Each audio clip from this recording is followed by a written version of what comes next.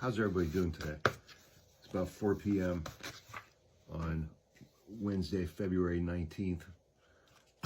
Time for another Daily Hawk. I'm Hawk. I'm your host. I'm in a shit mood today. I am angry. I am depressed. I am frightened after what's going on globally and here at home. And I'm incredibly angry at the people who voted for this and for the people who are actively cheering things like federal workers losing their jobs, and people who are cheering, I think it was in Texas, an 11-year-old girl in the 6th grade took her own life because she was being bullied. She was being bullied by her classmates who threatened to call ICE on her parents. I'm angry at the cruelty and the stupidity and the gullibility of the president's supporters. So, you know, in that context, I just figured if I'm going to make a 15-minute long video, I should be upfront with you guys about, my current mental and emotional state.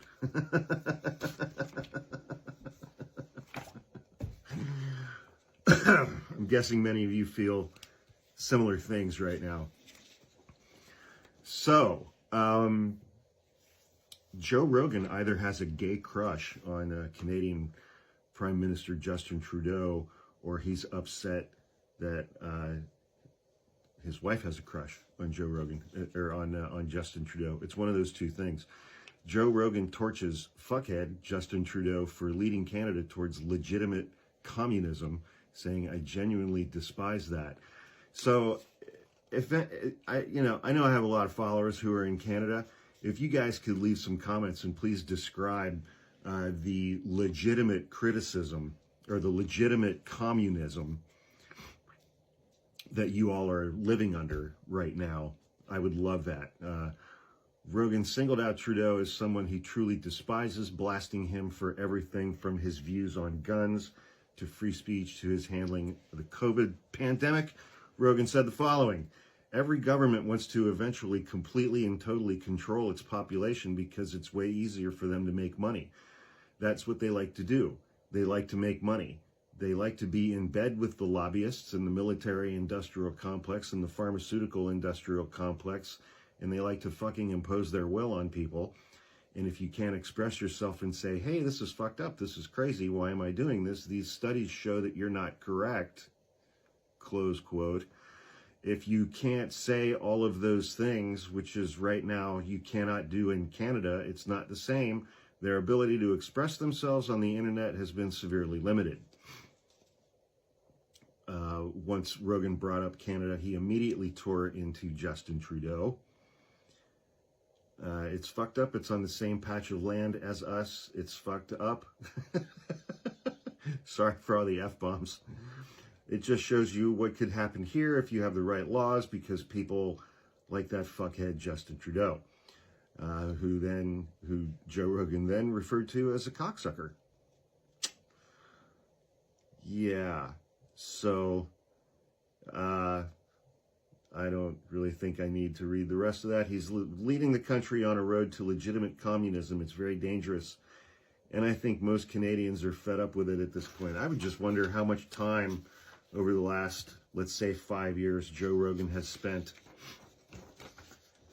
in Canada. I'm guessing it's not much. Wow.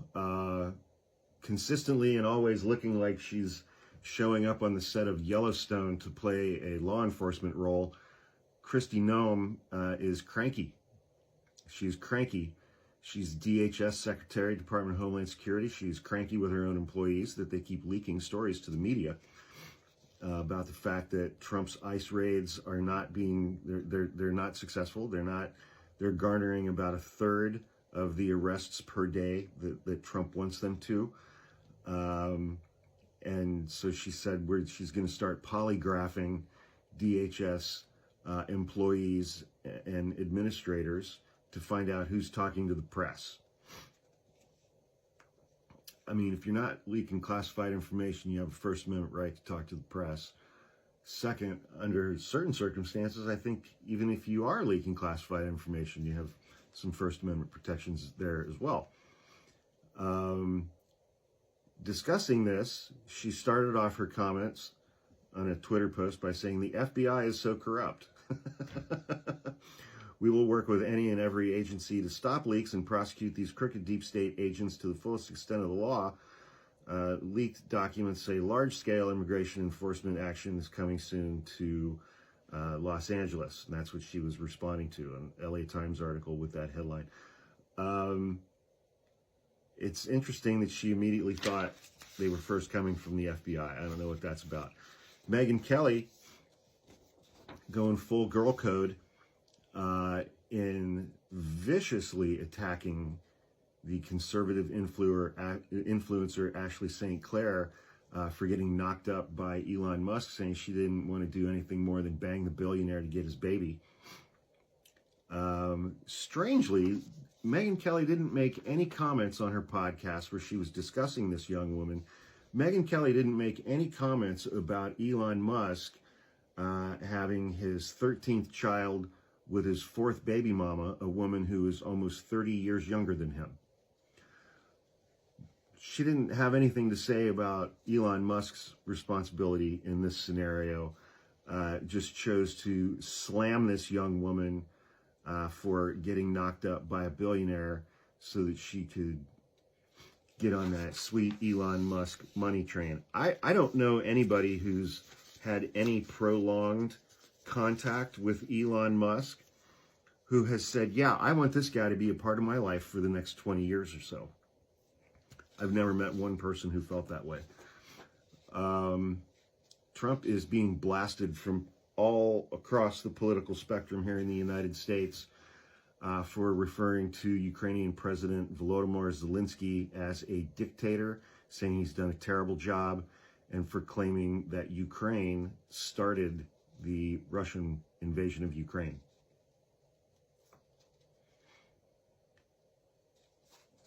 Okay. Probably a good spot for a refresher. Why does Donald Trump hate Ukraine? It goes back to the 2016 election when Russia did legitimately interfere in our election on Donald Trump's behalf for his benefit. Not enough to get him elected, but they definitely engaged using Facebook and Twitter to interfere in our 2016 election. That was embarrassing for Donald Trump. Russia put out propaganda saying that it was actually Ukraine who had interfered in the 2016 election on behalf of Hillary Clinton. Donald Trump picked up on that, and that started his dislike for Ukraine. And then all that QAnon shit came along, saying that there were biolabs in Ukraine and that Democrats and the Hollywood elite were running childhood SA trafficking operations through Ukraine. Then the allegation was that the Biden crime family was laundering all of this money through Ukraine. And then Trump tried to blackmail President Zelensky in Ukraine in 2018, I believe it was, to get him to get Zelensky's government to start an investigation into Joe Biden, Hunter Biden, and the Biden crime family in exchange for weapons.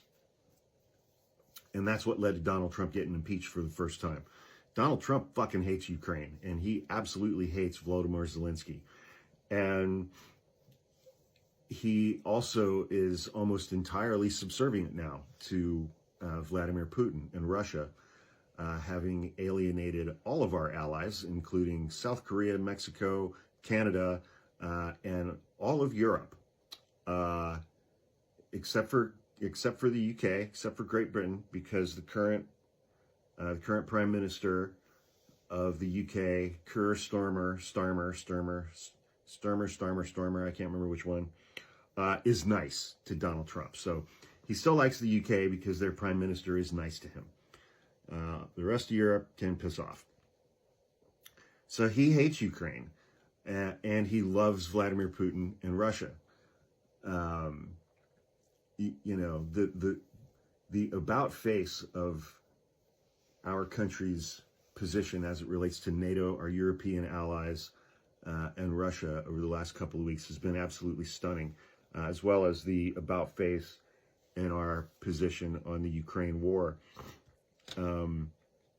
But, there were conservatives and Democrats alike saying that Donald Trump is a putz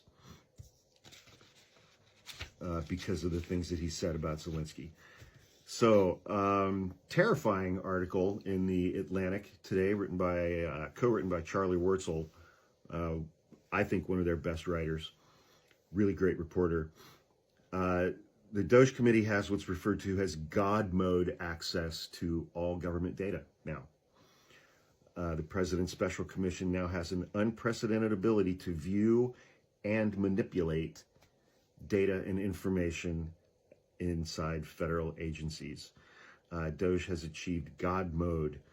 That is according to an employee in senior leadership at USAID who told us that Elon Musk's DOGE committee now has full unrestricted access to that agency's digital infrastructure, including total control over systems that Americans working in conflict zones in other countries rely on. They also have the ability to see and manipulate financial systems that have historically awarded tens of billions of dollars and much more. And this, as they're inside the IRS, they're inside the Department of Defense, they're inside Medicare and Medicaid, inside Social Security, and they're already inside the CDC, the FAA, and NASA. And this level of access and permissions that they have allows them not only to view and modify federal data, but also grant and revoke access to other people, even if they're outside the government. Here's a polling result that is going to surprise absolutely no one. A new Quinnipiac poll finds that just 40% of Democrats approve of the way the Democrats in Congress are handling their job, while 49% disapprove. Frankly, I'm surprised those numbers are that close and that the approval number is actually at 40%. I would have thought it would have been in the 20s. John Fetterman, Democratic senator from Pennsylvania, is shedding staff members like crazy as they are resigning, given the senator's more open approach to dealing with Donald Trump than many of his Democratic colleagues. Senate Appropriations Chair Susan, so 3 weeks from now, I think the deadline is March 14th. The House and the Senate and Trump have to agree, pass, and sign a funding bill or a budget to keep the government open.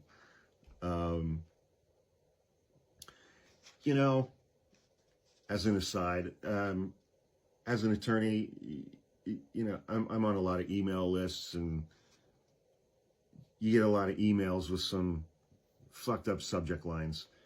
And I'm just looking over my email right here, and the subject line is "Children traumatized by slaughter of family dog." I'm not going to open and read that email. I'm going to delete that. Jesus Christ. So if the House and Senate and Trump don't pass a funding bill by March 14th, the government shuts down. And currently, the Senate and the House are not in agreement with one another about how they're going to do that. Trump is siding with the House, their version of one big, beautiful bill. John Thune and Republicans in the Senate are like, that's not going to work. It's never going to work. And they're pressing ahead with their plan to pass at least 2 separate bills to cover all of these things. And they got less than 3 weeks to do it. They're talking about passing absolutely massive spending legislation with less than 3 weeks to do it, and nobody is in agreement with each other, just with Republicans. So it's very much looking like we're going to have a government shutdown.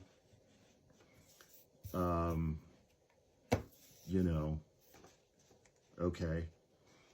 Adam Kinzinger on his Substack asks today, as I watch the behavior of our political leaders, the comments of an ever increasingly unhinged Trump, and the growing indifference of many Americans toward our role in the world, I have to ask a painful question.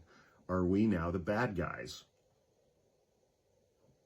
Let's see, we've alienated South Korea, Mexico, Canada, all of Europe, while aligning with Vladimir Putin as we get ready to turn over Ukraine to him entirely. Valid question. This confused me. Defense Secretary Pete Hegseth has ordered senior leaders at the Pentagon and throughout the United States military to develop plans for cutting 8% from the defense budget in each of the next 5 years. So he is proposing a reduction in the defense spending by 40% over 5 years. He doesn't have the authority to do that. Congress controls spending. You know, and now I'm sitting here agreeing with an alleged alcoholic and alleged rapist, Pete Hegseth, Secretary of Defense, who thinks we should cut defense spending by 40%. I agree with that. Strange times. GOP leaders, Republican House and Senate members find themselves in an unusual position these days, begging Donald Trump to release money that they themselves appropriated for projects in their own states.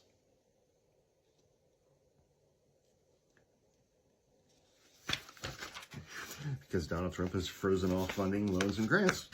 And now it's hurting red states, which, interestingly enough, the Inflation Reduction Act passed under Biden, and the Infrastructure Act passed under Biden. Something like 70% of those projects were for red states. I think that's how Biden got that through the Senate. And now Donald Trump has frozen all of that money. And it's not going back to red states. And these projects are not getting done. And it's putting people in red states out of work. And Republican senators and House members are getting cranky. And now they're begging Donald Trump to release money that they themselves appropriated for projects in their own states. And they're not getting it. They're not getting the money. It's fun to watch. It's terrible. Everything is horrible.